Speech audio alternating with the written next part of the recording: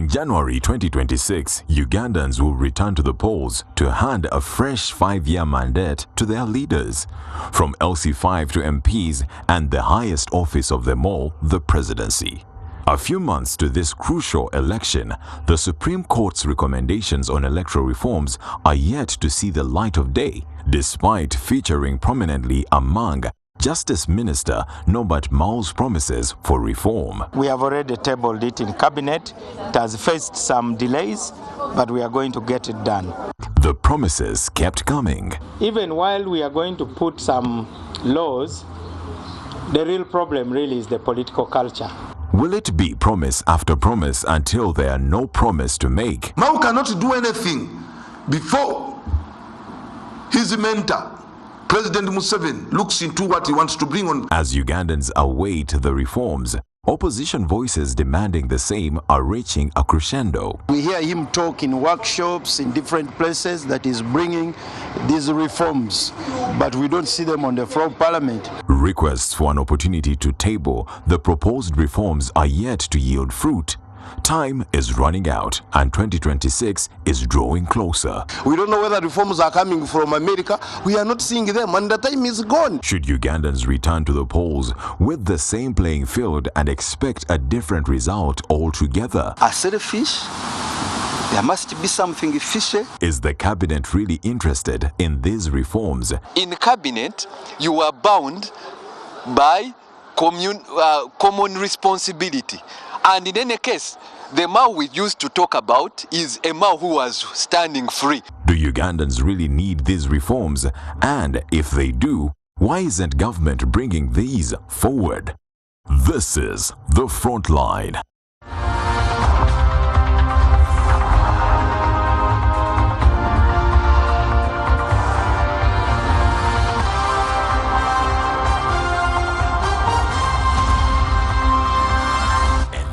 Frontline. Well, a very good evening. Welcome to the Frontline. It's me, Simon Kagwanjala, still making sense of what 2026 portends. Now, after prospects for electoral reforms were dealt a huge blow with Honorable Norbert Mao, the person who would call the chief promoter of reforms, came out and said that cabinet is not interested. Well, that means the whole initiative hit a snag. What does this mean for elections?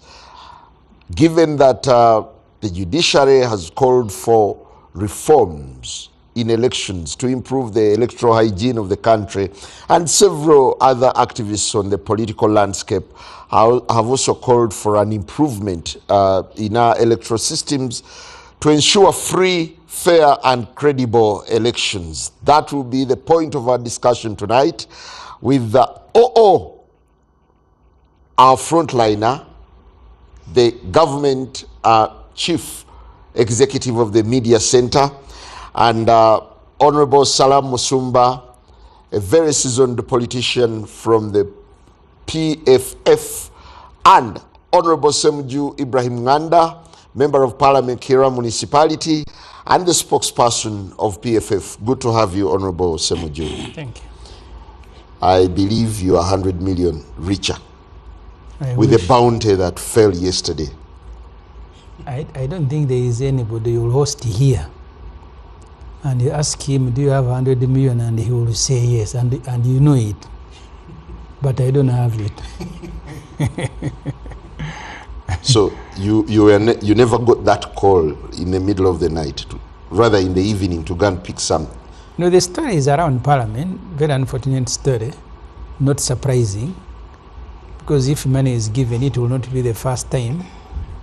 Maybe what I haven't established is the motive. I earlier told the journalist I have been in Parliament as a journalist, as an MP. So the giving of money, I think, officially started with the 7th Parliament during the consideration of constitutional changes. And I think we would never have known if the ones distributing at that time, I think Anifa Kawoya, Opumwesige, Ida Mehanje, somebody else. At Mosakot? Yes. But the reason we got to know is because they refused to give Honorable Sechiko, who was not supportive of the removal of term limit. But yet how many beneficiaries confirmed. The Honorable Tafiri said, for me, I drank mine. So people had given money denied. And because there had been Sechiko who broke the story, there was still some doubt until when one by one started admitting that for me they gave me. So that was the first time. But I mean, since then, Museveni has been giving MPs money to change the constitution, to remove age limit. I think he gave them about 200 million shilling. But there was also money given to us officially.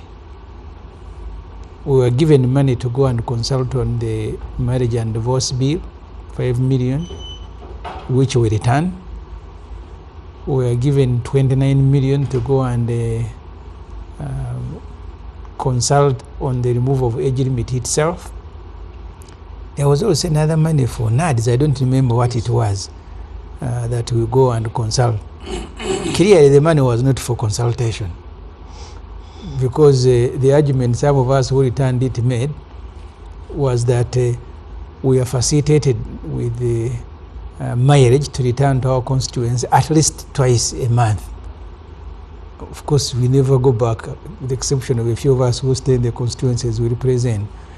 So giving money is not a new story about Parliament. Corruption that is official sometimes is very easy to establish. Okay, is there any because credibility? Is there a bit of credibility in because reports? there is a trace when it is official corruption.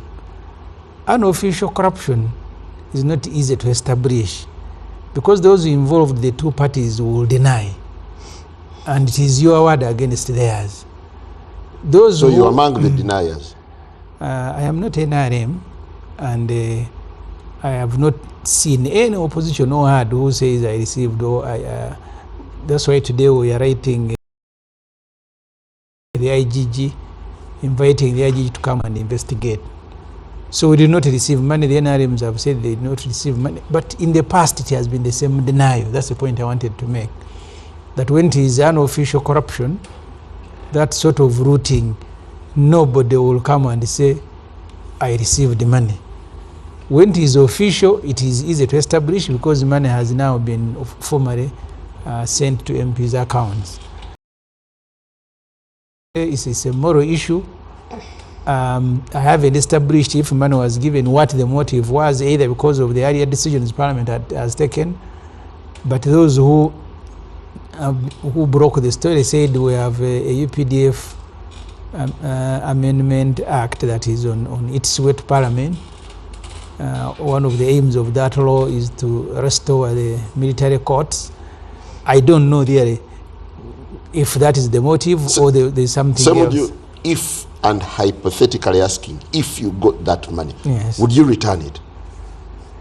I remember in the last Parliament, I refused to return money for COVID, but it had been officially given. I refused, 20. and Was it 20 20? million. I was forced to return, but I was able to tell the public that I received and I refused to return. But we were put under pressure, but that was money officially given. I have never received unofficial money, so you can't ask me if I would not receive. But the one that is officially given, everybody gets. When you go the one of COVID, I said I am not returning because I have people who are looking for it in my constituents. But Museveni said you must return it, and what he did, he went behind our back and gave NRM MPs 40 million. Do you think MPs who never appended their signatures to the resolution should be crucified? I don't think so. You see, we need to understand. I earlier told journalists when I was chief opposition whip in the last Parliament, the 29 million, we were about 61 opposition MPs. And I appeared with, first of all, we had agreed that all of us would appear at a press conference and return the money, because it had been officially given to us. And I read the group. We withdrew money, went to a press conference, and after the press conference we said we will return the money to Bank of Uganda, because when we returned the 5 million, Parliament put it to use. We say, no, this one we must return to Bank of Uganda and get a general receipt. What surprised me, even some of the colleagues with whom we addressed the media did not return the money. After the press conference, they walked to the basement in their car, put the money, and disappeared. That's why when we were in Mbale, and they brought a list of those who had returned the money, I was also learning for the first time that out of 61 MPs opposition, only 16 had returned the money. It's very tempting. But the one that is unofficial corruption, unofficially given, it's very difficult because everybody will deny. So you have no basis of saying, Semunju, did you receive, why don't you return? Because there is no evidence. But even the one where there was evidence, people did not return it. I want to pick your reaction on the haste. What has been described as a haste at Parliament. The House has become now a house of deals.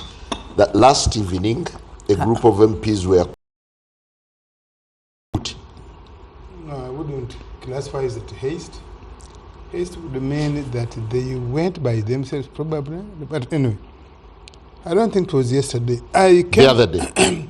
I came from Kapelbyong, I think, on Monday or Tuesday, and I an MP from Panisa, maybe like 6 p.m. And he quickly left me telling me he had been called to Parliament to receive money. I asked him for what. He said, no, we had requested the government, the president, to bail us out because we have dates.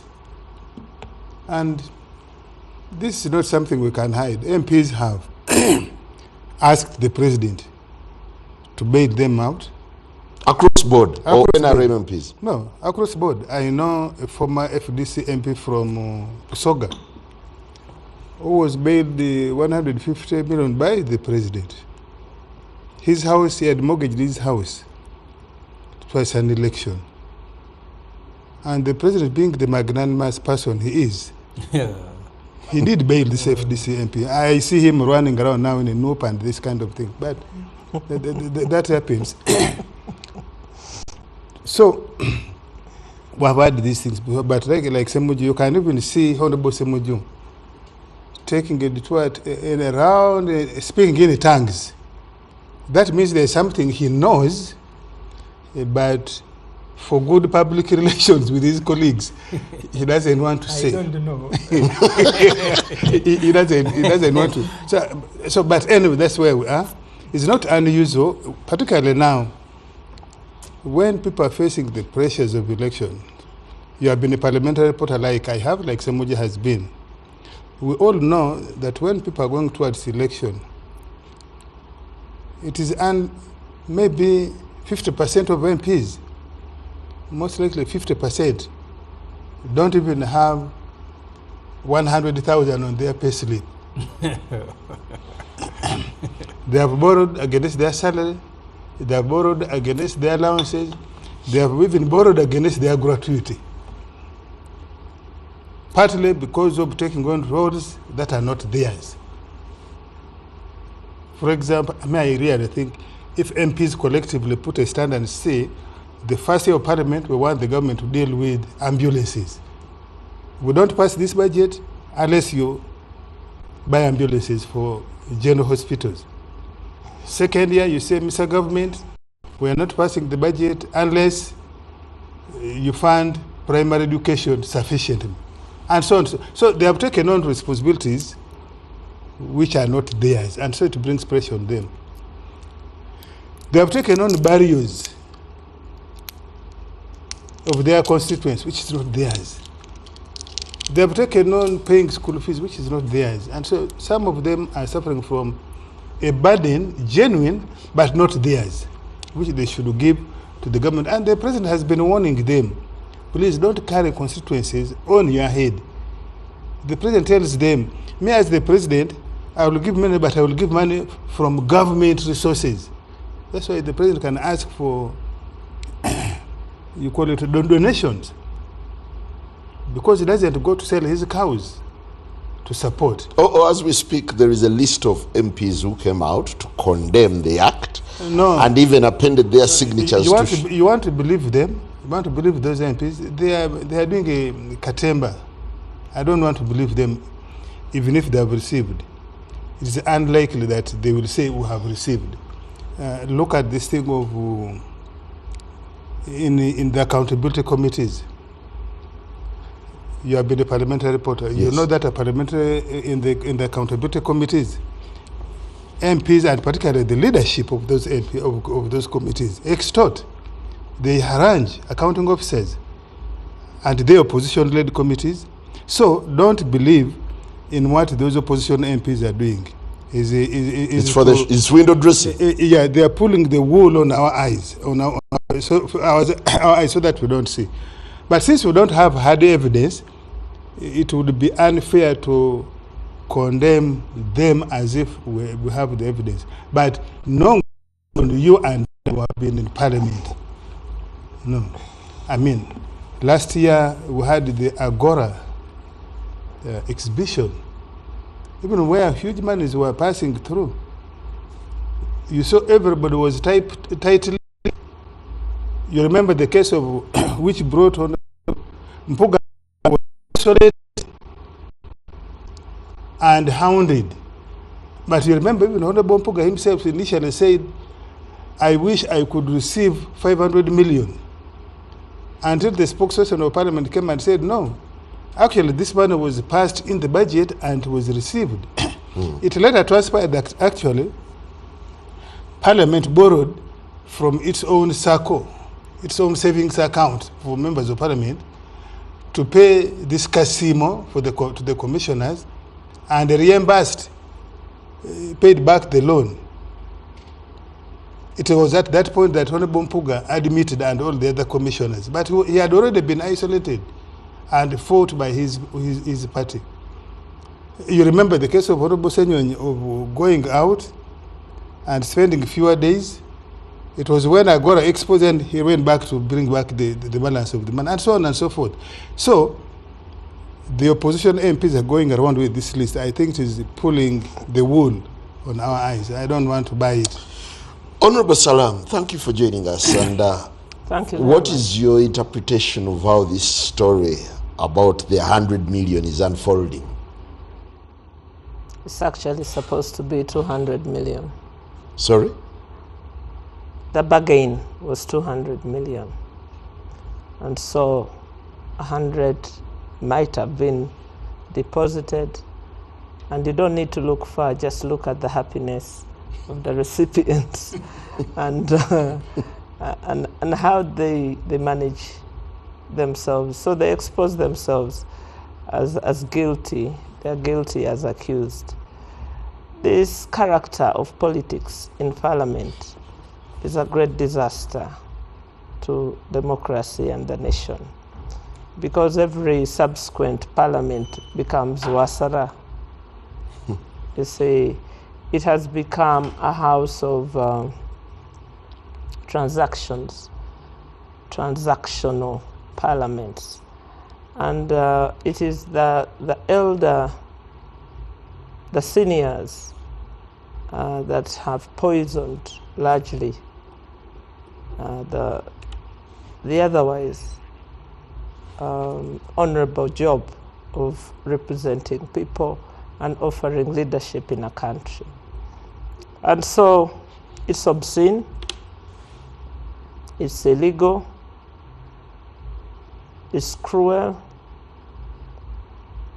and it takes away from the public vital resources. Each member of Parliament, if they've received 100 million, each of them is a parish, because the parish development model received 100 million, and each member million. So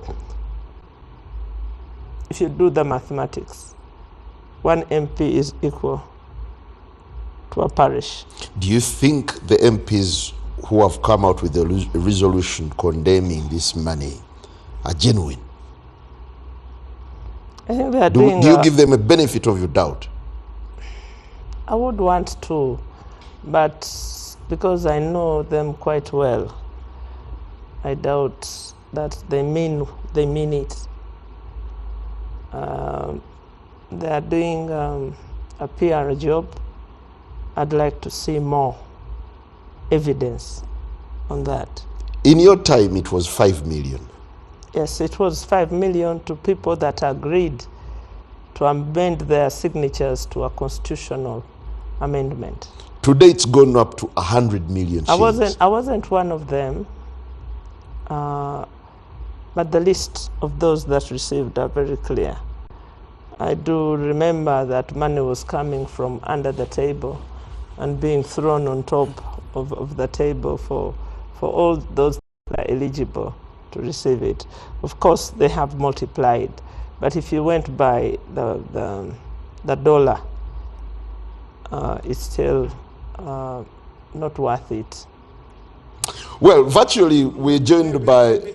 Maybe, Simon, we could just ask the voters, the public, to ask for their pound of flesh when the MPs go back. That would be a good way to pay their back. They should. But is 100 significant, really? It is a lot of money. When you aggregate it, it's 50 billion shillings. Well, that is a lot of money. For communities that actually don't have. The Lord Mayor Erias Lukwago now joins us virtually from his residence. Lord Mayor, good to have you and a very good evening. First, what's your take on the 100 million bounty at Parliament? Just like my colleagues, the Honorable Salam and Semuju said, this phenomenon is not new. Cash bonanza in the House is a ritual which happens in any given, tenure of Parliament, especially around this time when we are going into a new election cycle. And I remember our time in the 8th Parliament, it was 20 million. And there will always be a reason to sanitize it. For our case, the 20 million, they dubbed it facilitation for monitoring NADs. And I remember posing a question to the people who were giving out the money that, look, for my case, I represent Kampala Central. And to the best of my knowledge, there is not even a single NADS activity at that time that had been brought to my attention. So they just said, you just take the money and you will account for it. Whatever accountability you bring, it will be accepted. They rejected the 20. It was very big money at that time, but that's how they sanitized it. The first time we had gotten an opportunity to, I think, to debunk this official corruption Semuju has been talking about was due to Jukwatako. I think this was a very good, it was a golden opportunity because this time round they did not deny it. Just like now they are denying the 100 million, they denied the 40 million, but the 29 for Tojukwatako was very clear. Unfortunately, that opportunity was squandered by the Constitutional Court because they rationalized it as, facilitation for consultation. But for intents and purposes, it was bribery. It's very, very unfortunate that it is happening.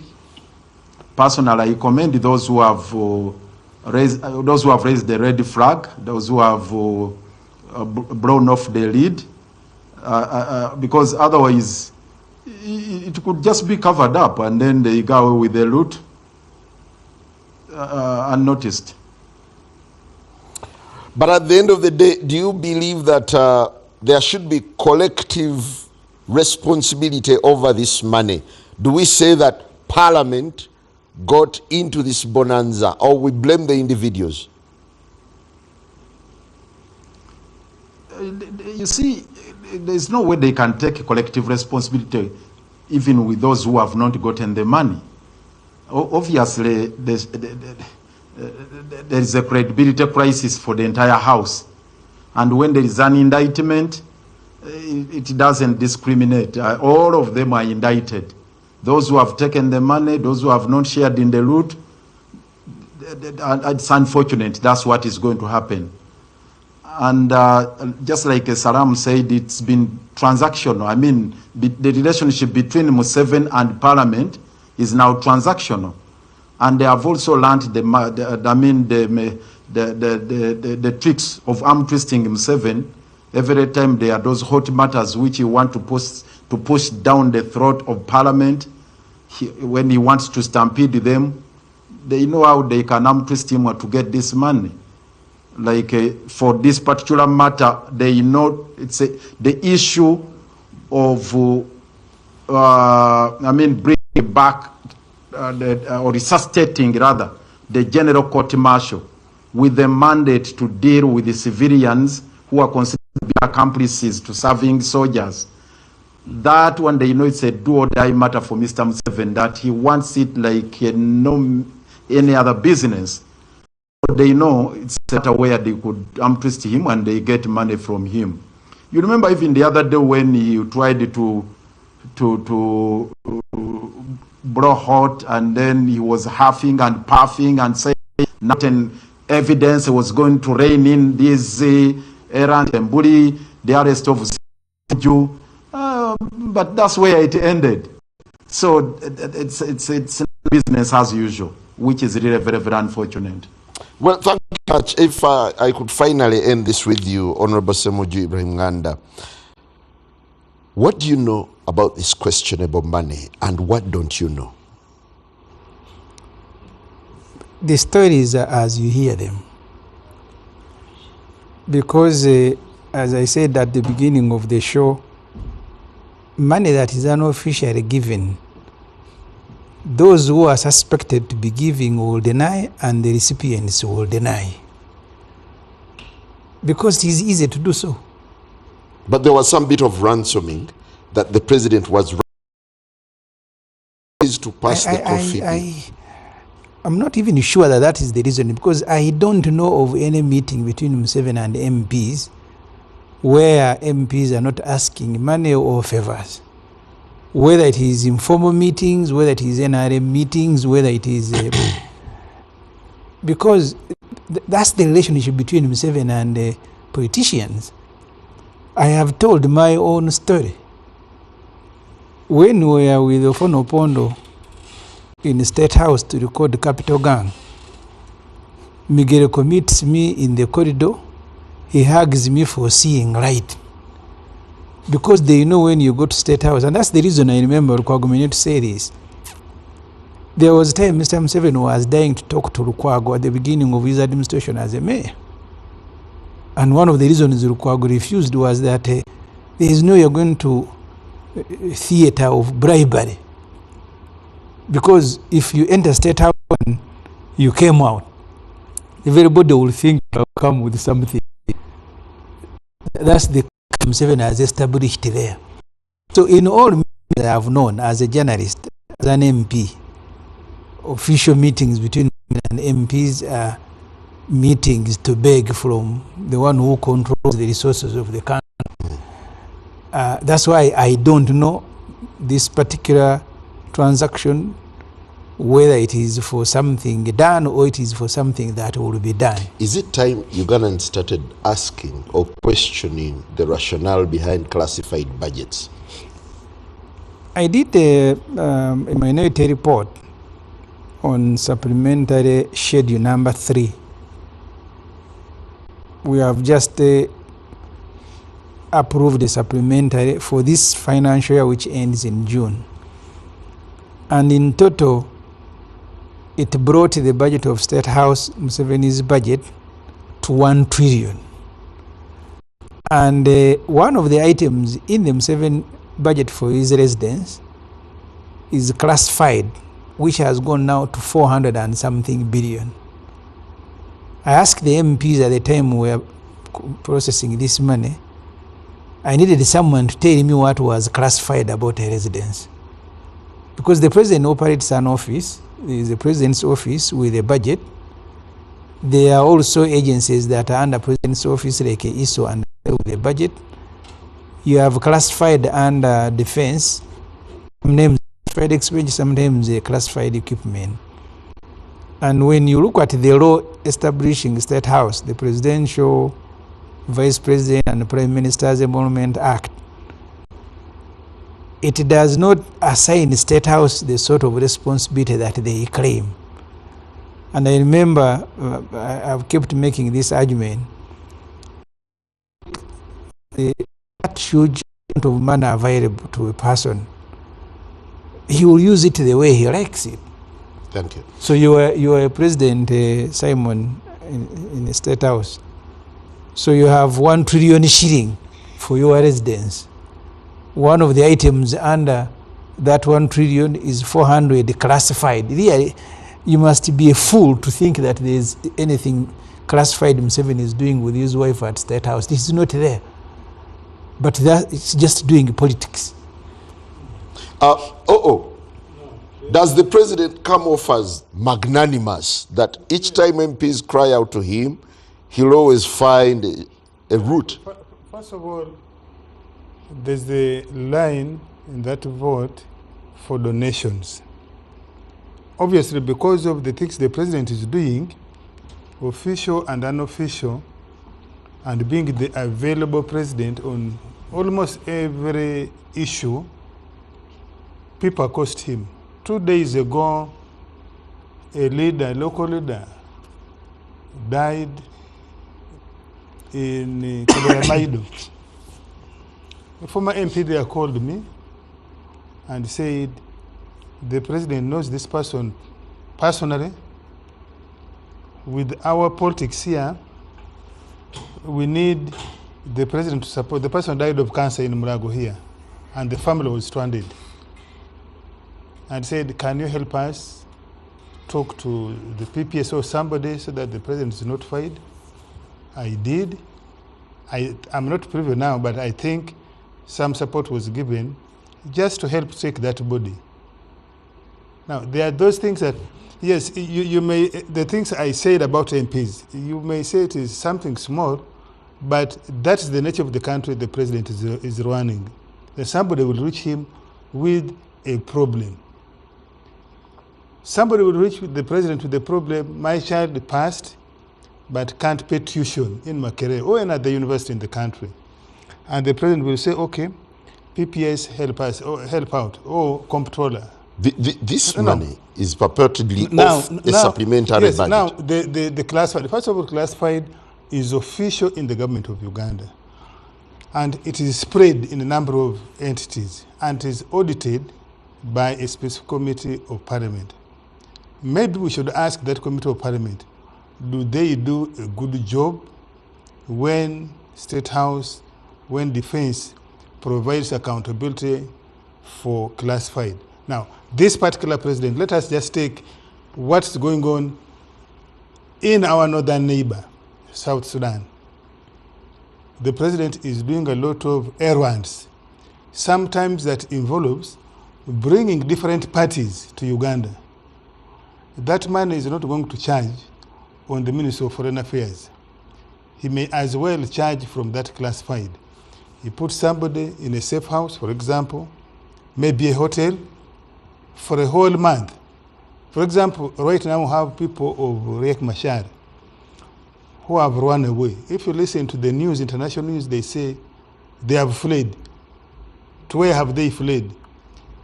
President Museveni is a guarantor to the peace process in South Sudan. You could easily find that some of those leaders of Garang's faction, rather of Riek Machar's faction, could as well have been facilitated to come and seek refuge, but also facilitate consultations. But, will the president come to Semuju? Oh, just a second. I think you're also now trying to sanitize the bad manner of the president. I'm not sanitizing. I'm telling you, the president once told you people that we run countries as is, not as you would like it to be. So I'm telling you, you have a duty to change them. I'm telling you, but before you change the law, before you change the rules, there's a situation in your hand. The president will facilitate groups like those, either to come here, or even to go to Cairo, or to Nairobi so that they are facilitated to reach some semblance of convergence on matters. There are issues in Congo. The president is not going to ask probably foreign affairs. Maybe the foreign affairs people will say, our hands are tied, we cannot spend money on MPs from DR Congo who are helping us to make the people of Congo understand why Operation Shuja should go on, and so on and so forth. So there are many things that the president, even locally here, the president will use that money to fund certain activities. It is of course convenient for Honorable Sembiju to say he's funding his politics. But for example, if the Honorable Sembujus have been falling on each other's neck within FDC, assuming one faction reaches the president and says, we are in this mess, help us out, what would he do? Certainly, he will handle. So because he says we must handle, which mess? Yes, we must govern Uganda as is, not as you would want to be. So the president will use that classifier. Now, is there room or possibility that there's abuse? Yes, it could be abused, either by the president himself or by the handlers. He gives duties to manage. I want to shift to Honorable Salam. There is a lot of outrage from the public, of course, over this money, like it's always been. Don't you think the public is missing the bigger picture? They are looking more at the receiver, not the giver. The whole transaction is bad. It distorts governance. And it distorts democracy. It distorts, actually it darkens the water in which we function and swim in as political leaders. Listening to OO, I think I should thank him for clarifying on how we are misgoverned, because it looks like the president is in charge of funding the whole region on our backs, that we must go without education, without health, for South Sudan to mess itself up. Because he guaranteed on our behalf. Yes. No. You see, guarantees your Ugandans are able to do trade. Your Ugandans are able to do trade in South Sudan. Your Ugandans are able to do trade in Congo. Reciprocal. South Sudanese are here. Yes, that's true. They're in Kenya. That's true. In Kenya. But if they are not able we are in to Congo. manage certain things, we are and in they ask Congo you to manage gold worth. I'm not aware about 3 trillion shillings. I'm not aware about looting. Listen, if we are paying Congo after losing a case court in the International Court of Justice. In each of our budget, we are putting 7 Honorable Salam, you may proceed. You cannot condemn the people of Uganda to poverty because they are running errands. They should pick their bill. They are rich people, they have oil. South Sudan has oil. So why are we spending taxpayers' money on Sudan and on Congo and other things? This evening I was being told by the NRM Secretariat, the Director of Foreign Affairs, that when President Ruto's party visited here, they were offered to be trained in Chankwanzi and that the president would pick the bill. Please, come on. You cannot run down our lives for your PR on the continent. I mean, then it means that everybody from the continent is coming to beg from Museveni and he's dishing out our money. His first mandate is to the people of Uganda, the people of Kamulina Mwendwa, and the people of Nagongera and wherever. So please, you know better. I think before you retire, you would want your grandchildren to live in a viable country, in a viable democracy, a competitive country. We can no longer spend money. People are right to be enraged. Actually, they should fight And their fight should be to take down all those guys that have received the 100 but none million. of them is acknowledging that they received. So the noise becomes empty. Thieves never They are acknowledge. shouting in the dark. Listen, thieves never acknowledge. Do they? Classify them as thieves, because if you are privy to the So does video, Samiji belong to the bunch? if he has, yes. But he says he hasn't. He hasn't. But if he has, yes, he would belong to the thieves. That is very categorical. Are you embarrassed by your parliament? Certainly you feel bad when these things are around parliament. I don't know how many people have asked me since this story came out. Did you take the money? Please bring the money. It's very difficult to navigate stories like this, because collectively we all suspect. And because there is no official record, the only response is to deny. And I don't think people are stupid that when you deny, they are going to believe it. And this story is going to remain the way it is. Because if it was official, where you can display your accounts, then you're going to be believed. But this story is that you MPs, all of you, were given 100 million shillings. So but do you think the institution of parliament, the leadership of parliament, has also thrown MPs under the bus by failing to come out to explain? The trouble is that I don't think the public puts a lot of value on each one of us. And part of the problem is that even under these circumstances, those who are accused of giving and receiving, they will be the ones in the next parliament.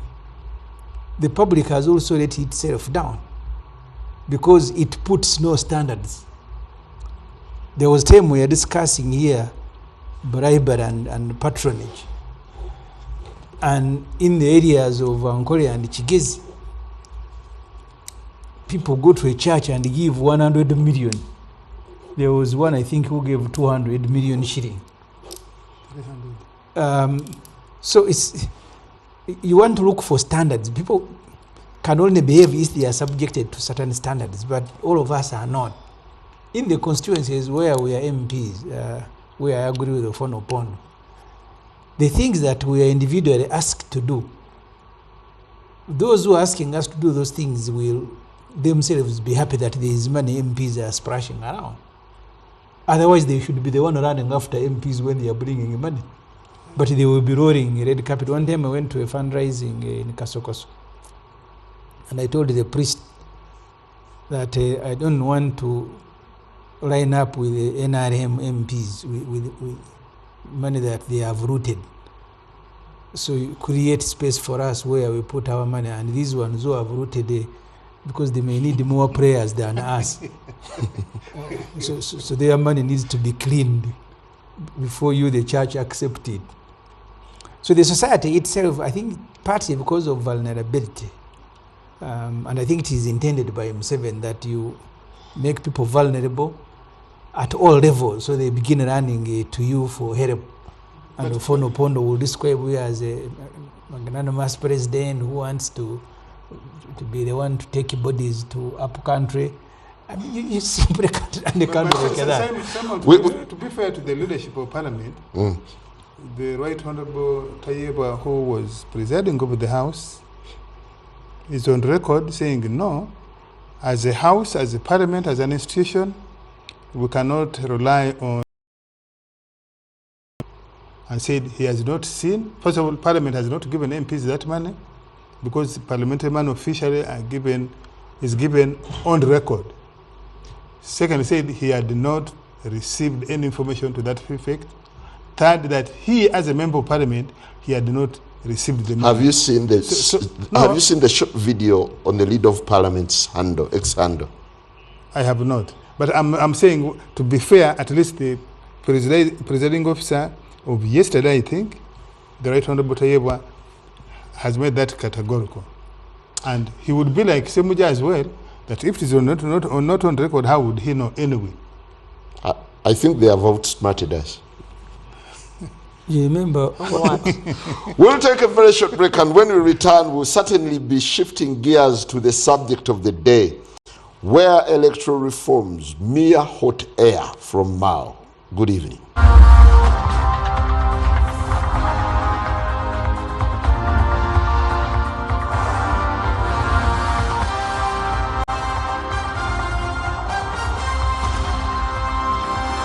NBS Frontline.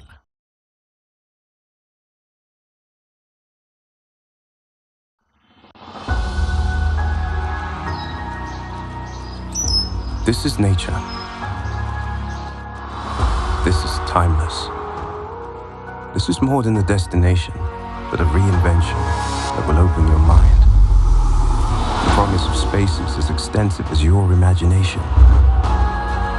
Filled with surprises, each moment transforms as often as you do, and a room to breathe. This is not a business as usual, but a new way to inspire, connect, and yes, build ideas. We are on a journey to make your gateway unforgettable. The perfect blend of leisure and adventures. Because it is not all about your destination to Kalangala Island, but where you stay matters.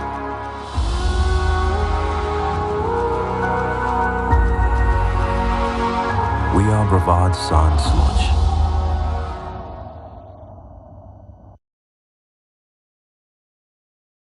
In a world where every cough and flu feels like a distraction, making you feel uneasy, where every cough and flu interrupts your day, making you lose concentration, and where every cough and flu keeps you up at night. Introducing Genacough DS Herbal Syrup, used to treat cough, flu, sore throat, allergy, and asthmatic coughs instantly. Genacough DS Herbal Syrup is made from our local herbs approved by National Drug Authority and is ideal for both children and adults. Genacough DS Herbal Syrup is a product of Gena Herbal Limited, the makers of Covidex, available in all pharmacies countrywide. If symptoms persist, seek medical advice. Gena Herbals, the home of safe herbal medicines. Yes!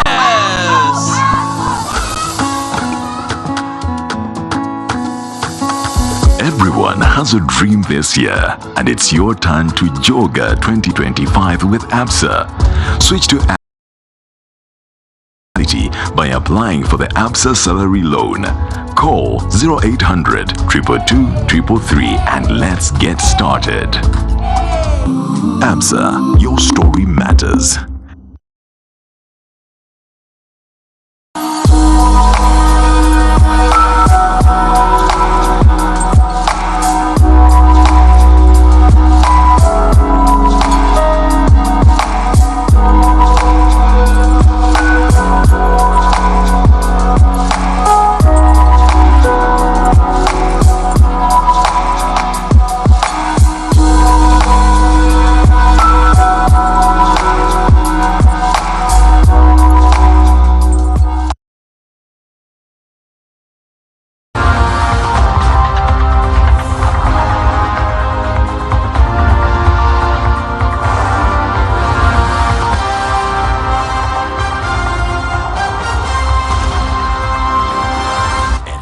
Frontline.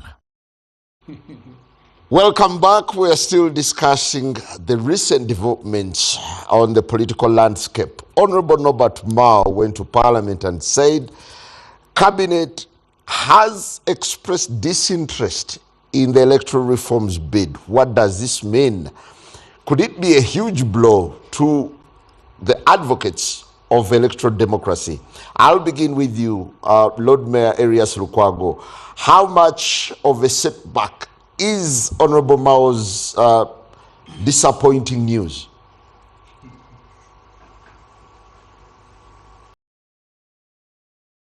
Disappointing to who? In the first place, was there anything that Mao was promising to Ugandans? I think it was just hot air. Right from the word go, the talk of reforms, especially reforms driven and championed by a regime functionary like Mao, were a farce. So I don't know why people are excited about this, and then you're talking about disappointment, you are talking about dampening people's hopes and so on and so forth. It was hot air. It was just a farce. There was nothing. Actually, Mao ought to have resigned from cabinet. The day Museveni threw that egg in his face. You know, Mao treated Ugandans to a bluff when he said that the reason he had joined the Museveni regime was to champion that reform agenda, electoral reforms. So Museveni disowned the Mao project, the Mao reform agenda, and said, please, I hear Mao, you are talking about these things of transition. Who told you that we are all about that? Who gave you that assignment? It was a huge embarrassment to Mao if he had any shame left. Because all through, Mao was projecting himself like he had been assigned that duty by General Museveni to facilitate a transition, a peaceful transfer of power from Mr. Museveni to a duly elected president. So that is exactly what Mao was propagating. But Museveni disowned it. And Mao, instead of swallowing his humble pie and tell Ugandans, I'm sorry, I lied to you, he just chickened out. Surprisingly, he continued with a lie and said that now there are reforms, that he has taken them to cabinet. Then you ask him, unpack those reforms you are talking about. By the way, actually, when you go to the specifics, what is it that he's talking about?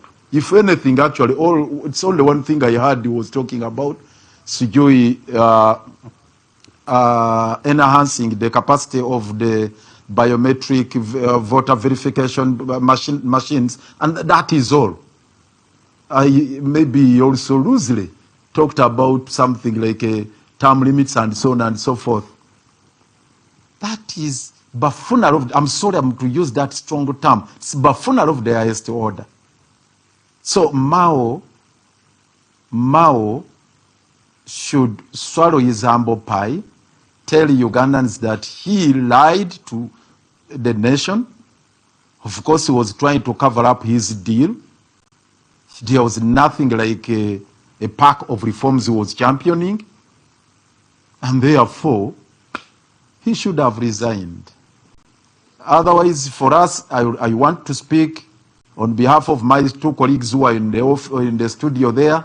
I want to speak on behalf of everybody at Katonga, or all of us. We have told you a million times, for us, we do not have any business with whatever Mao is talking about, electoral reforms. We do not stop anyone pursuing whatever reforms they want, but for us, we believe reforms for and in themselves cannot usher in the much needed transition or change that we want as a country. The trajectory we have taken as a country, where you have a personal rule, where Museveni is entrenching his life presidents, where you have a military regime, there is no way you can talk about reforms. Very much, Lord Mayor. I'll certainly talk about electoral or legal reforms they can change anything. I'll certainly in a multi-party dispensation. Thank you very much for your opinion.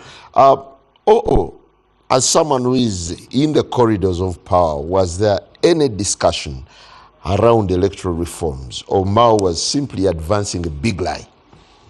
Well, we have told Ugandans, even on this show, said, and the president said so, that our biggest reform was when we made the constitution, even with the amendments and the electoral laws that are in place are sufficient to deliver us a good electoral process and outcome, and even the transition from NRM party to another group, if Ugandans elect that group and deny the NRM the vote.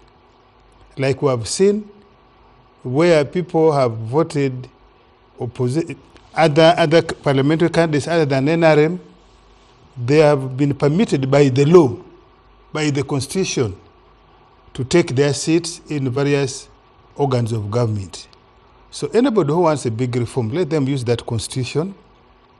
Let them mirror it against the performance of NRM and President Museveni, and you deny us the vote, we shall hand over power peacefully.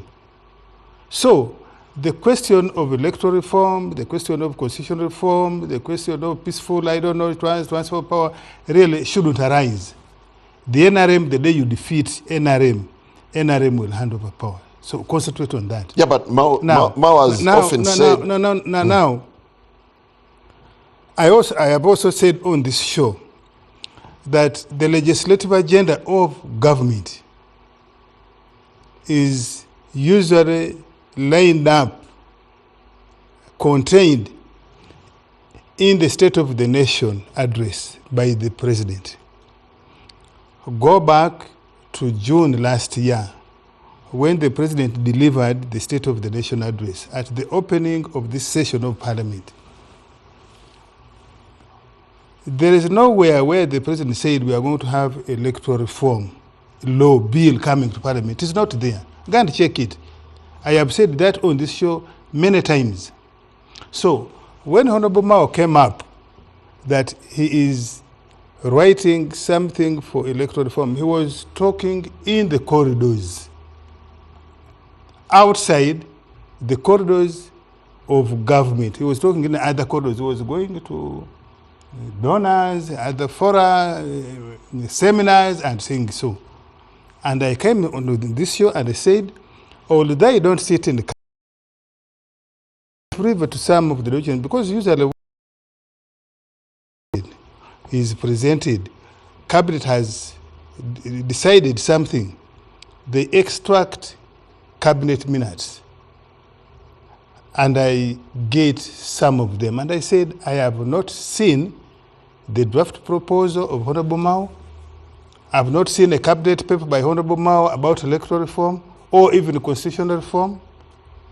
And therefore, such a document doesn't exist. So he's been peddling lies, speculation. I will not use those words. I think you should have been fair, or even magnanimous. The term Honorable Sumujo doesn't want me to use on President Museveni. You should have invited Honorable Mao, because you are the one quoting him that has been saying, and we have all been hearing him. We should have called him here to tell the public, or even to show where is that draft. Okay, Mao. I have talked. Mao went to Parliament and said he presented it to cabinet, and the cabinet. I am saying they're not interested. I am saying I have not seen any cabinet paper written by the Minister of Justice to the effect proposing that the things that we want. I am not privy to it. I am not aware. And therefore, that question should be answered by Mao. And I'm talking about I'm saying the government of Uganda, its position is known by the legislative agenda the President outlines at the State of the Nation address, or along the way, he can seek the intervention of the Speaker and says, stop gap, or stop press, as we would say. The cabinet would want to bring the following. He can do that mid-session. I'm not privy. The second one is random cabinet paper. Yeah, but Mao said he presented it before cabinet, and Chris Baryomus was tasked. I am saying, ask Honorable Mao, let him now invite him the next show and say, show us the draft of that cabinet paper, which you say cabinet either turned down or is not interested in. If he's kind enough, he will give you that draft, if he thinks, if indeed it exists. So that's what I'm saying. But as far as I know, there is no cabinet paper on electoral reforms. There is no cabinet minute on electoral reform. So I will take. I didn't hear him on the floor of Parliament, but I'm willing to receive it if it is there. So the cabinet, the government position is outlined in the State of the Nation Address. Should there be, in any case, Uganda is here. Should the president and cabinet determine that indeed electoral reform is necessary, we are having in 2 months' time another State of the Nation Address. The president will outline the legislative agenda between of this coming financial year. So what I deduce from whatever you're saying is that Mao has been peddling empty talk all this while. Those are your words.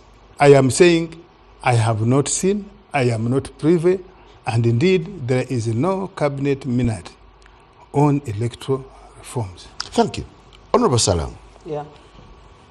Were you among the Ugandans who were keen on electoral reforms but the people who want electoral reform, for example, from opposition, they have members of parliament. Let them bring the proposals on electoral reform, and NRM in parliament will gladly engage with those proposals. Honorable Salam, I want to bring you on. Yeah. Going by what OO is saying, and versus what Mao has been preaching, who is fooling who? You see, there's a history to the request and the necessity for electoral reforms. But government doesn't have the appetite for it, because what is in place serves its dubious electoral manipulations very well. You will recall that under IPOD, electoral reforms were presented by the FDC then as the leader of the opposition, and presented to IPOD as proposed, so that they could create consensus in order to quickly process it through Parliament, because that was the purpose of IPOD. At that time, it was Honorable Migereko and Honorable Amama Mbabazi that were in charge, and they disowned the entire process and bastardized the whole process. And so Mao, I wonder what prompted him to think that he had the magic bullet to be able to move a process. Did you ever have any hope on him? I did have some hope. I thought he was serious in the presentation, because you can't such a white guy when you don't own the government. So you fell for a lie? I didn't fall for it. I allowed him space to prove to me that actually his joining government meant to serve a bigger good than his personal good. So as it has come to pass, it was nothing. Shamefully nothing. Shamefully nothing. And you know, people should stop playing about with the aspirations of us who believe that it is no good going to the bush. But you should perhaps give it to him that he was able to face Parliament and speak the truth without delaying the country any further. Now you know the fate. How come he didn't know earlier on? Because he's old enough and experienced enough to know that nothing has changed about this NRM government, and nothing is about to change. And so we have lived on lie after lie after lie. You see, the way they stampede electoral reforms and constitutional amendments, the way they stampede that they can even amend a constitution in one afternoon. If they have, because they use their numbers as a weapon against the people of Uganda. And so, Honorable Mao needed a life support mechanism, and that presentation gave him that until now. Honorable Semuju, how much benefit did you give to Honorable Mao in the first instance when he said he's coming in now as a disciple who's going to push for electoral reforms and the transition? I think if you allow me, before I discuss Mao,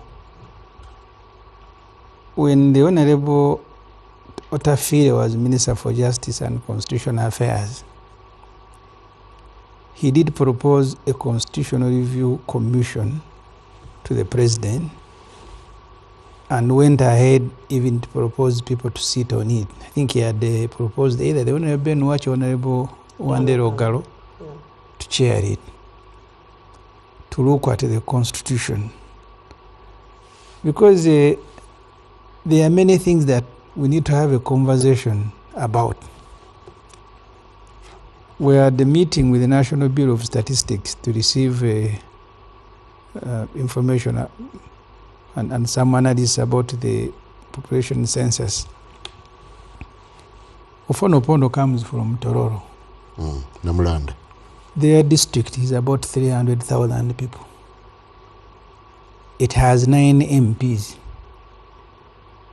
Kampala, with 2.5 million people, has 10 MPs. Ofono has 9 with 300,000. Karamoja, with 1.5 million people, it is represented by 26 million people. 26 MPs. 26 MPs. Wakiso, with 3.5 million people, we are 9. The reforms goes beyond the bills, I mean the acts for parliamentary presidential. I am studying and finalizing my response as Shadow Minister of Finance to the budget. Under the President's office, the RDCs now have grown to 700. The districts have remained 146, but the RDCs are 700. Including deputies and assistants? Yes, assistants. You know, in Fonopono's district, they have a constituency called South Budama, West North East. Sorry? They have a constituency called South Budama, North East, West East. Is that true? That's how they became 9. 300,000 people. Honorable Semujo is being cavalier, humorously so. So tell us what it is. Foxodo is constituency.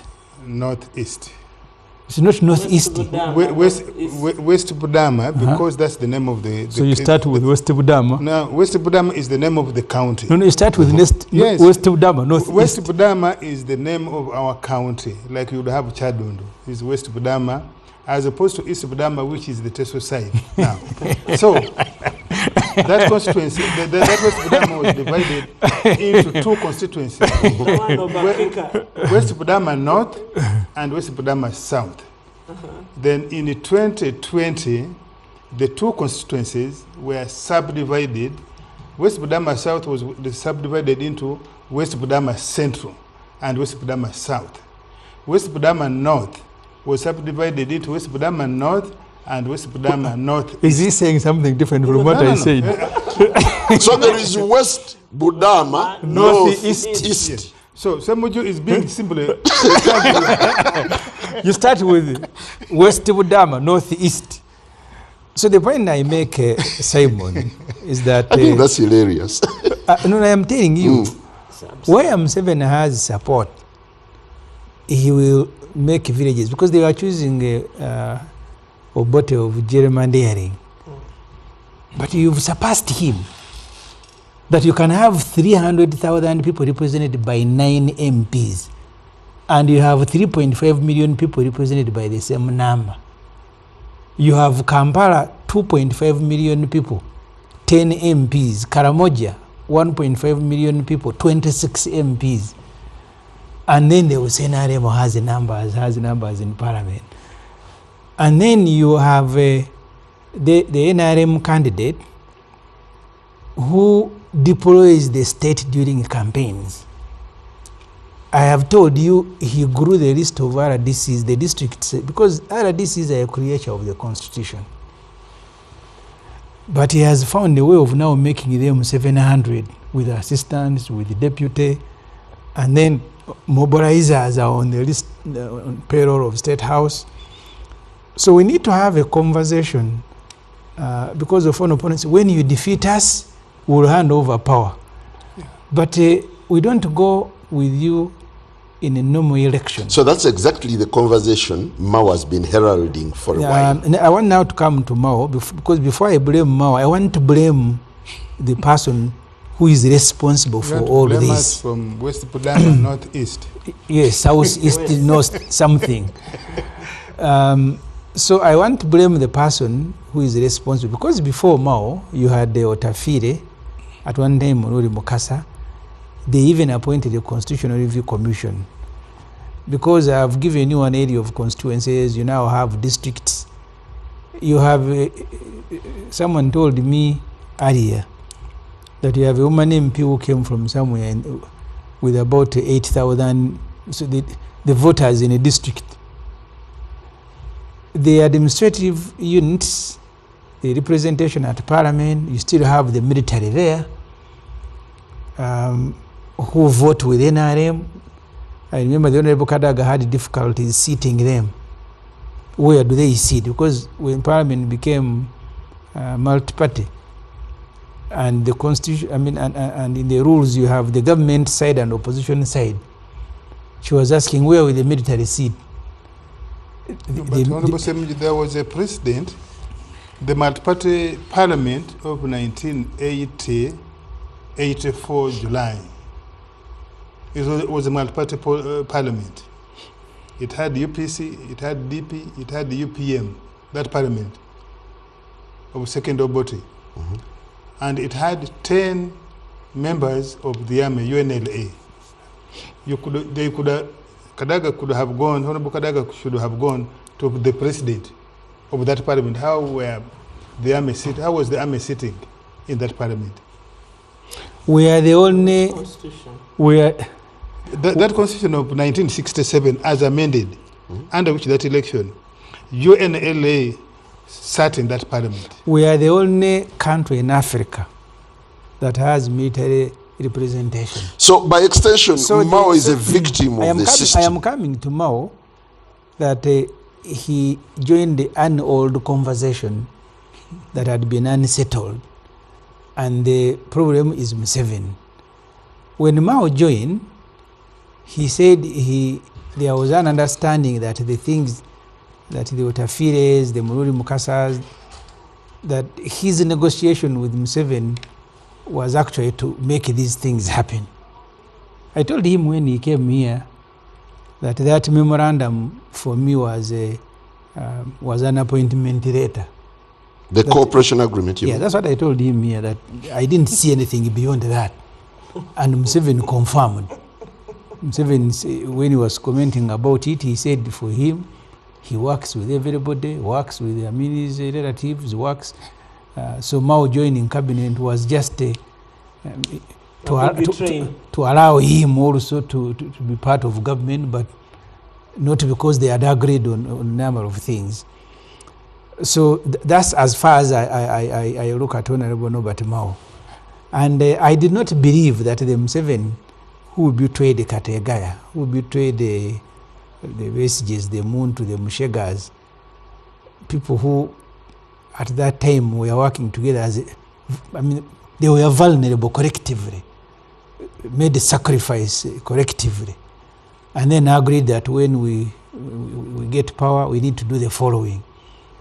That you can have an agreement changing the mindset of that person who has reneged on all the undertakings he made, even with his colleagues, some of them very close to him, that an outsider now, Mao, would be the one. When he went to meet Elijah Sid after the 2016 elections, when he wanted to take a photograph with Besigye photo, all the, our discussions, he said, I need to meet Besigye and these things will happen.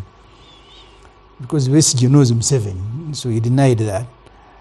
But when he met Elijah Sid, because at that time you had the situation room, you had the Ogola of the Elders Forum, and then you got the Interreligious Council. At that time, Museveni was very angry because he had a number of people telling him, you need a dialogue, you need to sort out these things. See, the dialogue is there. There is iPod, there is this thing of electoral commission, there is everything. When he met religious leaders, he started also accusing them. He said, you Mubaje, you sold the properties of Muslims. Have you had a dialogue with them? Then he went to the Catholics. Then in the end, the topic we started with of money. He gave the late Archbishop money for a circle and money for Namugongo. Then he gave Mubaje money for something else. So the conversation about a dialogue to sort out the...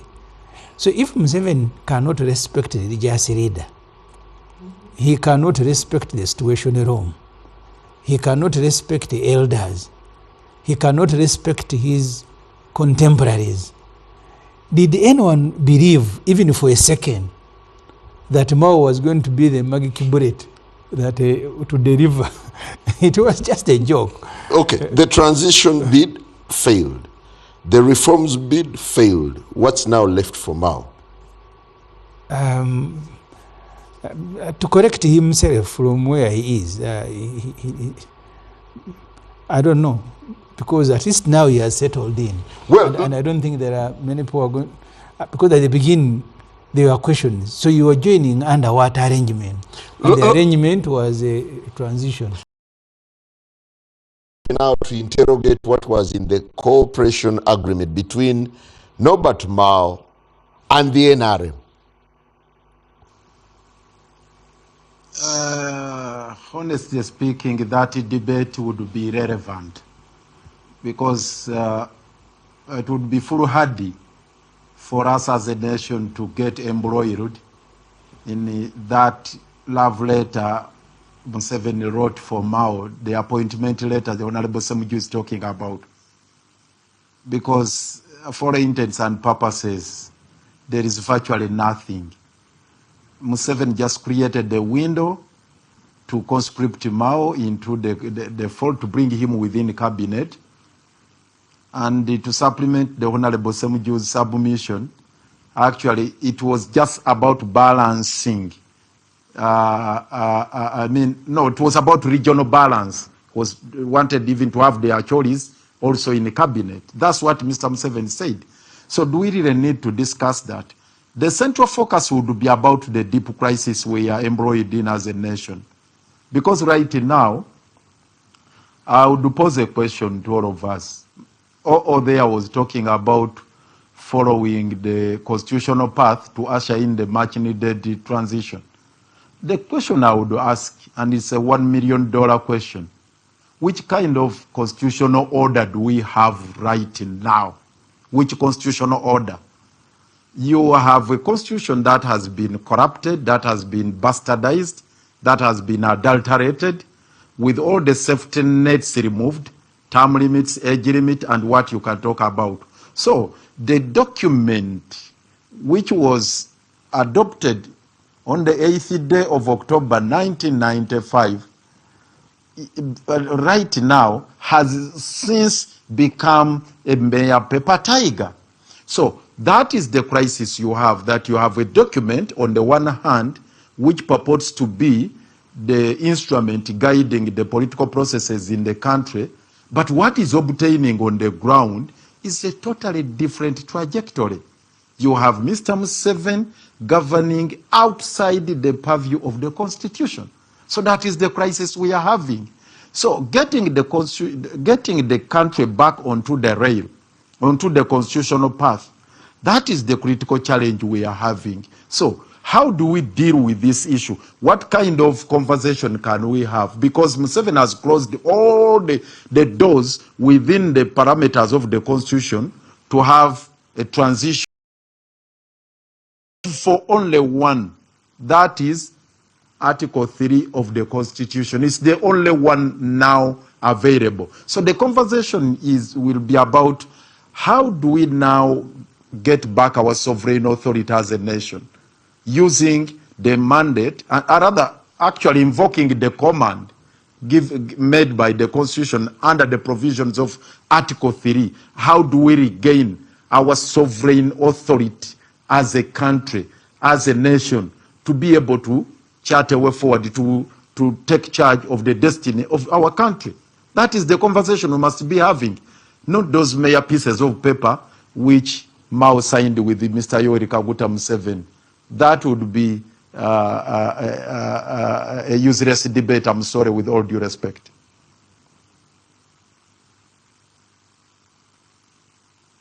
Final nail in the discussion around electoral reforms.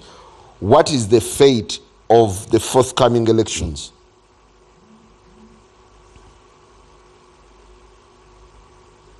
Hello? Come again? Now that Honorable Mao has pronounced himself that there are no reforms, what kind of elections are Ugandans going into come 2026? Well, you already have the template of Kawempe elections. You don't need to go very far. That's the template you're going to have in 2026, where JAT will move in, club everyone, where the results will be falsified. You remember the results which were being read out before cameras, where the NRM candidate, Nambi Farida, had scored like a 70, they would add another 0 to make it 700. That's what is going to happen. Where everybody was beaten up, and you ended up with a turn-up of 14%. And in the aftermath of that horrible election, that bogus election, with all due respect, you get a very disturbing statement from the chairman of the Electoral Commission that let Parliament amend the law and make voting compulsory. How outrageous can one be? Article 59 of the Constitution makes it a right. Indeed, if I'm to go to the polls to exercise my right to choose who should be my leader, it's my prerogative. It's my right. Now, how do you make it a command? I don't know how ridiculous this man sounded. I don't know whether I actually believed in it. Instead of interrogating the issues causing voter apathy, that public despondence, why people are now shunning elections, why they have become fast, why they have become, something which is useless, he's coming up with outrageous recommendations. So you are not going to have elections in 2026. Today, we are in April. The electoral laws are very clear that potential candidates, those are the aspirants, have got a right to canvass, not canvassing support, to consult the electorate, at least a year to the nomination exercise. Nominations are just around the corner in September. Public meetings are banned. Not even a single individual can hold, not even indoor meetings. So which kind of election is that?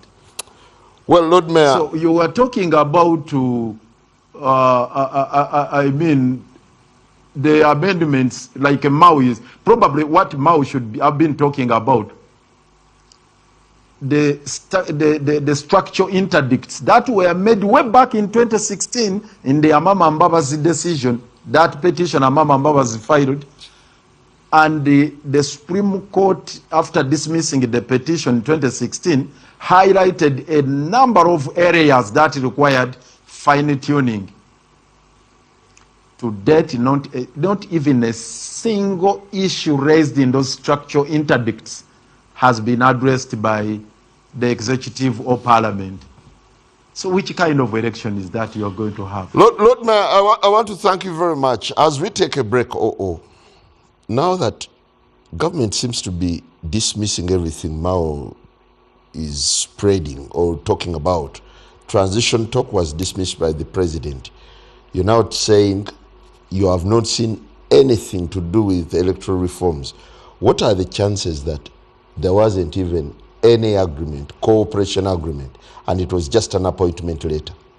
Well, first of all, the cooperation agreement between the president of the government and Mao and Honorable Mao as the leader of DP does exist in writing. I'm not privy to it. Mao has been here and has shown it to our viewers.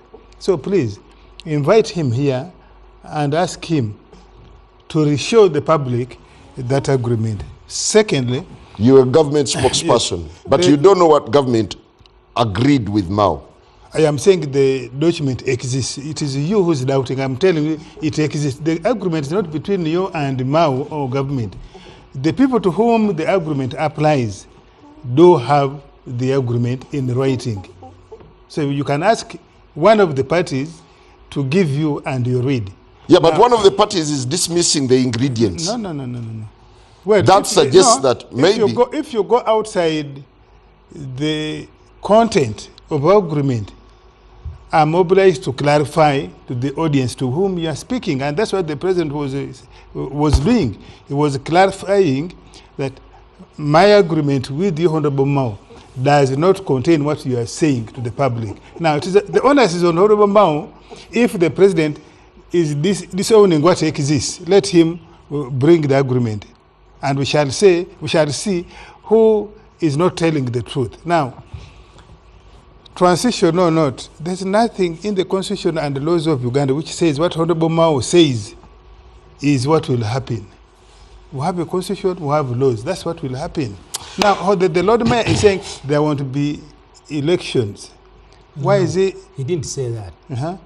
He said what happened in Kawempe is what will happen in 2026. Well, we are going to have elections. Yes. And I'm sure the Lord Mayor... Even in Kawempe there was election. The other day, 2 days ago, I saw the Lord Mayor vociferously warning somebody called Ham Chigundu to dare, if he thinks he's somebody with his money, to come for his seat. So clearly, the Lord Mayor, my brother Ukwago, is going for elections. If he is really convinced that what happened in the Kawempe is what's going, I don't think he would go for it. But he's coming Ukwago went for elections. He's coming. Lord 2011. We are going to and have those elections were called off because of violence. Yes, we are going to have elections. Yes. Honorable Semujo here is going for election, and the PFF. This is what he has said. Yes. So we are going to have an election. Well, similar with an egg on the face of Honorable Mao, the Minister of Justice and Constitutional Affairs, and with the pronouncement that there are no electoral reforms, what is next? Good evening.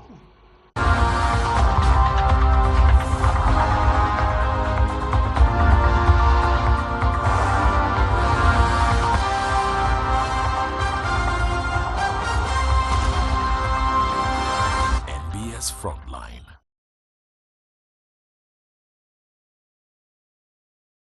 Welcome to La Rose Royal Apartments, where Kampala's charm meets luxury living. Nestled in the heart of Nakasero, this is elegance redefined. Imagine mornings with breathtaking views and evenings of pure relaxation.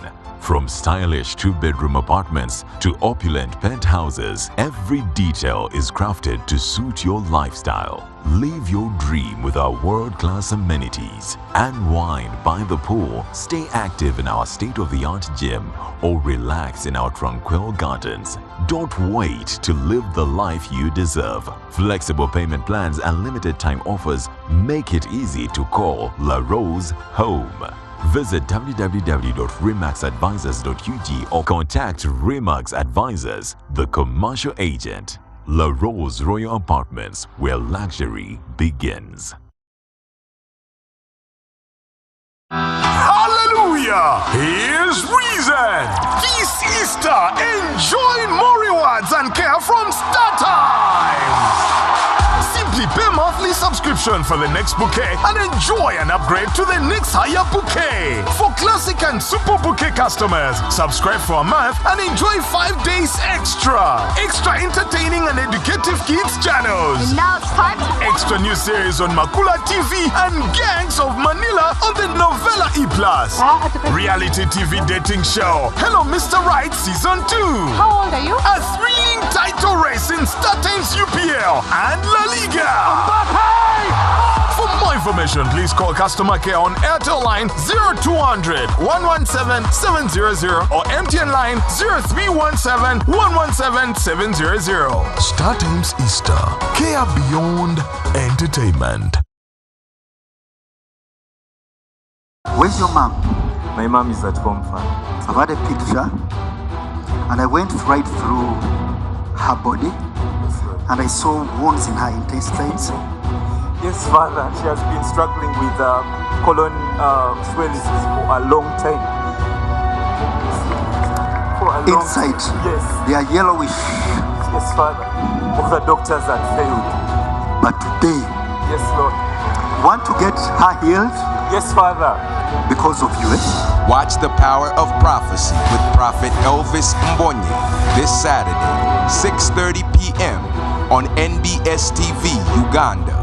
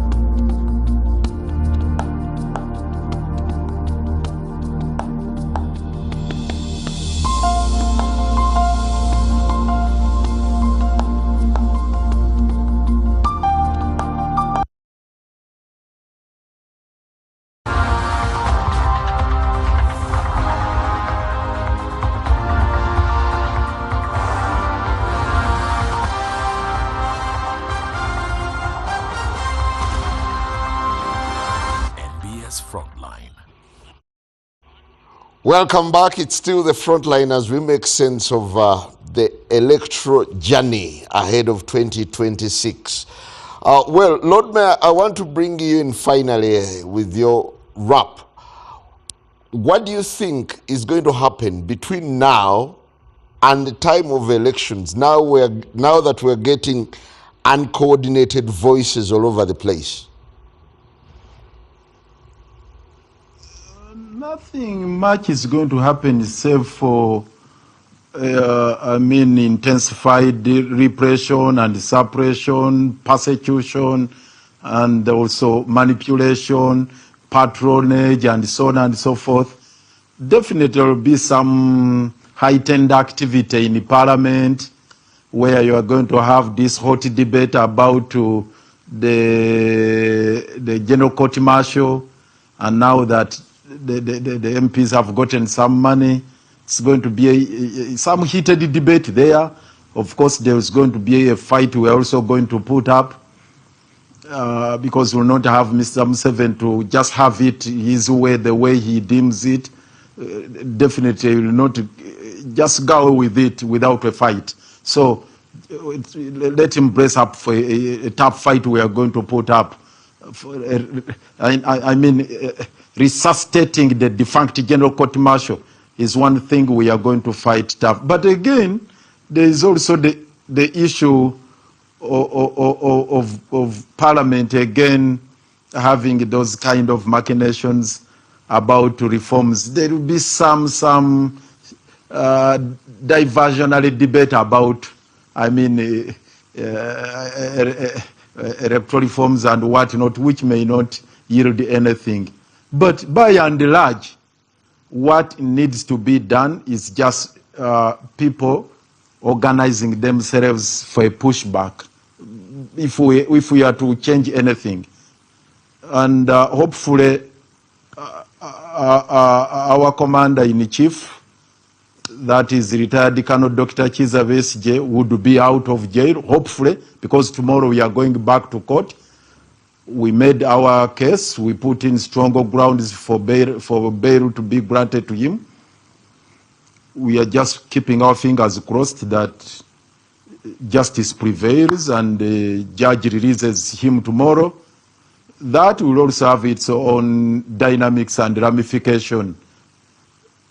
So generally, that is the kind of highlight I can give you. Well, I want to thank you very much, Lord Mayor, for your input tonight, and it's been nice connecting with you. Have a lovely night. Honorable Semujunganda, when you look at what's on the political radar at the moment, is there any kind of conversation that can be tailored from Parliament to give a bit of sanity to the electoral process ahead of 2026? It's very difficult. You see, this Parliament it's different.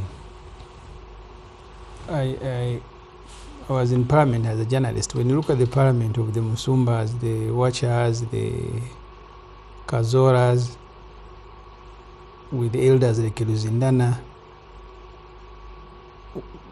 was a Parliament that was concerned with the future. Concerned, and they had a discussion among themselves almost every evening. Our Parliament is money. It's not about Uganda. Even to get people with whom you can have a conversation about the future of Uganda is very difficult. And I am unlucky because the Musumbas, the people I have mentioned, I saw them in the Parliament. And actually I thought that's what takes place in Parliament. And Museveni likes that. He likes that. But also, even outside Parliament... Would you consider leaving Parliament now that you say is of low quality? People you can't have a discussion with. Then I also leave Uganda, because if Uganda is under Museveni is of low quality. Okay. I told the people in my constituency that people go to town every day looking for money. Some get, some don't. But you don't cover yourself with a blanket and cry. You continue trying. So where we are governed by the military. Museveni and his son and brother. Even the next election, Saleh is a bit smarter. The son is reckless. When people were beaten in Kawempe, the military denied, the police denied him. He said, no, we are the ones who are there. Where we are going, we must brace ourselves. Because Museveni, officially at 80, is becoming weaker. My father died. I witnessed how people become weaker in old age, day by day. So you now have at least officially an 80-year-old man in charge of a country, and is being aided by his son, who he keeps sending. Sometimes is the one in charge of foreign policy, in charge of deployment, in charge of regional affairs. And his son thinks, because I think he's grown up seeing violence, that these things are going to be sorted out that way. So that's the sort of election. Because you ask yourself, what crime did Narukola and his party commit in Kawempe for them to be treated the way they were treated? What crime? But from the beginning of the process to the end, they were being beaten. And I know all of us are going to be subjected to the same things. Because now government is fractured. So each relative has interest. Those who are in gold have interest. Those who are in cows have interest. These Ofonopondos are like us. Cabinet ministers are just like... So the government is around the family. So that question, if you want an answer, maybe you bring Saleh here or Muhozi, they will tell you which the nature of the election will have. Well, in 20 up to 2003, 2005, some of the structures were still working. The Ofonopondos were at the secretariat, they were writing some papers. I don't know even whether people still remember that Todongo is the Secretary General of NRM. I don't know if they remember. Because people who are active running the country. It is Museveni, it is his son, it is his brother. And he has his other brothers who are trying to... so that's where we are. We can pretend about it, but that's how elections are going to be organized. The impression now, given the submission of Honorable Mao, that government is disinterested in electoral reforms, the impression now is that government is just adamant. You just want a messy election for your political survival. Well, first of all, let me respond to Honorable Semuju. You can go and check. Uganda is not the only country on the African continent where constitutionally, legally represented in parliament. And I can just cite for him one. Namibia is one of them. Now what? Namibia. You can go and check. But there are many others, maybe 3 or 4 others. The fact that not many people any longer speak about FDC does not mean that FDC doesn't exist. So if Honorable Semuju doesn't see Honorable Todwong visible, that's okay. But that does not mean NRM doesn't exist. Honorable Semuju partly is crying because of, and his group, they are crying partly because NRM is actually visible and they are failing to knock it down. But you are free to say Todwong doesn't exist, NRM doesn't exist. The only 3 people or 4, the only 3 people or 4 you see, 7, Salim Saleh, and Mohoz Kainerugaba, and quite often, I'm very surprised today you haven't mentioned Janet Museveni. She's not now, that's also okay. Mohoz is your age mate. Maybe that's at your age, that's what you do. You are very aggressive. I can see you are very aggressive against Museveni, who is not here. You are very aggressive against First Lady, who is not here. You are very aggressive against who rarely talks about public matters. He's doing his own things. Now, if your ministers choose whatever reason, blame them, blame their quality. But why not? Why not Cicero? I mean, we have democratized, we have opened up government. You are the one saying, consult whoever is a stakeholder. Now, an MP minister can define Sare as a stakeholder. Why not consult him on matters of public interest, of Uganda's interest? And so... As who? As a Ugandan, first and foremost. Okay. But also, unless you want to hide under the sun, your head, he is among those who the president has given some docket. Sare occupies a former office in the government of Uganda as a senior advisor to the president on many things. Now, you can choose to ignore. But to what end? If we don't ignore Honorable Semuju, we got Honorable Semuju, opposition MP, FDC spokesperson, very eloquent member of parliament. PFF. But I go to him. I consult him quite regularly, by the way. Where? There's no single week I don't speak to Honorable Semuju here. There's no single week. There's no single week. We have actually a platform, but not one. First of all, we have a platform that is created by the Frontline, both on this TV, but also on our WhatsApp group. You know that very well. We have with him on Capital Gang. He knows very well. But also as a media person, he knows that. So if I don't ignore him, even when he rubbishes the NRM and government, why would he want to rubbish those who go to consult Sari? Now, there will be an election. Okay. How does it make you look? We Honorable Semuju? No, Mao. Making me how? Government. Government, there are many tendencies. This is probably this is 1 or 2 areas the cabinet has disagreed with Mao, most likely because he speaks not in tandem with what transpires in the cabinet. But there are many other areas where we are in convergence, where cabinet is in convergence with the Honorable Mao. So he comes off as an outcast. When he comes out and says cabinet rejected. But is it only his proposal that has been rejected by this cabinet? I can list things that have been brought by Honorable Tafiri and cabinet turned it down. Things that have been brought by the Attorney General, by other ministers, and so you know there are many bills. Bills. And the ministers never come out to tell the public. There are many bills. There are many bills. Ministers have even brought to cabinet, to parliament, to cabinet, and they were turned down. There are many bills ministers have brought to parliament dominated by NRM, and they have been compelled to withdraw, to drop along the way.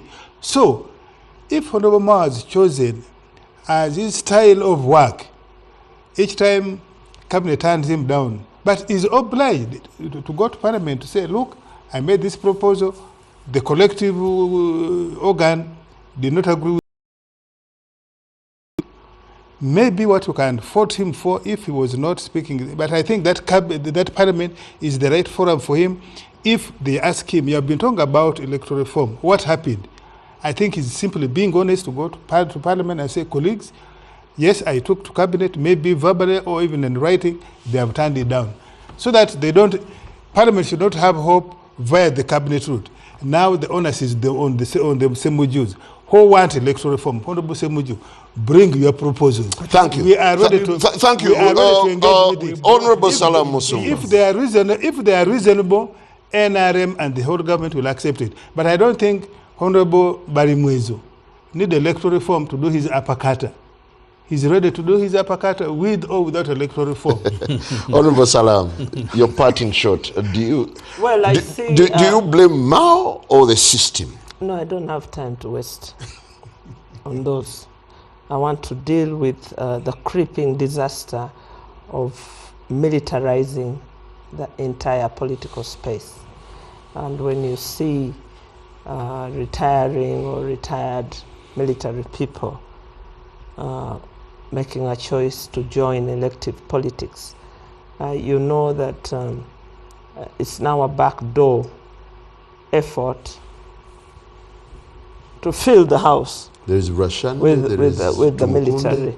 There'll be many. But that's very interesting. Honorable Salam here has her president, her mentor, Kanu, Major General Muntu. One time he had John Kazora. Why do you think this, when the Russians come, is a bad thing? I'm just telling the public that watch out for it, because it is a design. It is another design to consolidate the militarism within the house. We can discuss the different phases of military and what this phase means. Have you seen the profile of congressmen in the US, for example? Have you seen? I am seeing Uganda. No, you find it healthy that there is a retired general out there, Rashande, for instance, who is vying for a political seat, right? Why not? Okay, fine. Because you are the same people who say once somebody has retired, he is now a civilian. This is this judgment of the area Pagoni court that this guy has retired, he's not an army person, he's a civilian. So Rashande, I'm Mukunde, I'm seeing Kisembo in the Kamwenge, those are now civilians. Why are you worried of these civilians who are now joining the democratic politics? But you are happy with your civilian, Muntu, you are happy with your civilian, Besige, you are happy with this one, you are not happy with the other ones. Really, this is a double-edged thing. It's not double. It will come to the general public's knowledge over time that this is yet another effort to displace civilians. Because even the effort by the military to say, no, you are in reserve. Are they not in reserve for 5 years? For 5 years you enacted that law in 2005. Is it anything the country should really Yes, she was in parliament. You enacted the UPDF Act. If it was in your wisdom that 5 years when you're in reserve, you should not be in civilian politics. That is not a civilian then. When politics, you are in reserve, then you're not a civilian. Yeah, you should have made it very clear. You know English. You know English and you know what a reserve is. No, go to the Constitutional Court and challenge and say, we are seeking interpretation. Are people who are retired from the army but are still in reserve for the 5 years, are they eligible to something I need to bring in here is the trend of retired generals now vying for parliament. Anything big to focus on as a country in a minute? If it's a tactic to retire them to go and contest, that will be a problem. If they retire on their own, but if they assign, because you have seen here, there was a Major General, I've forgotten his name, actually. Tema? The one who died, he had some discipline. Julius Oketa? I think Oketa. He retires, and Museveni returns him into the military. Can tactfully retire people the same way he retired this one who became Savanyala. Come here. Chimeze, yes. There is another one, he had retired to become a traditional leader in the Wundibujo. So it can be a tactic, pretense, that people are vying for constituencies on their own when they are being told. I mean, when they are deployed. To be fair, the generals, Simon. The generals who the Sembujus are fraternizing, the army officers the Sembujus are fraternizing with, Honorable Dr. Kizabisiji, demanded to be retired so that he goes to elective politics. Yeah. Did you hear me? Muntu asked to be retired so that they can go into John Kazora and many others, Chelsea Berugabu, Biaruhanga, many of them did retire specifically to go. I'm afraid I need to bring this to a close, and many thanks, many thanks, Honorable Salam Musumba. Thank you, Lord Mayor Elias Lukwago, and Honorable Semuju Ibrahim Nganda. That's it for me tonight. Frontline returns on Thursday next week. Cheers.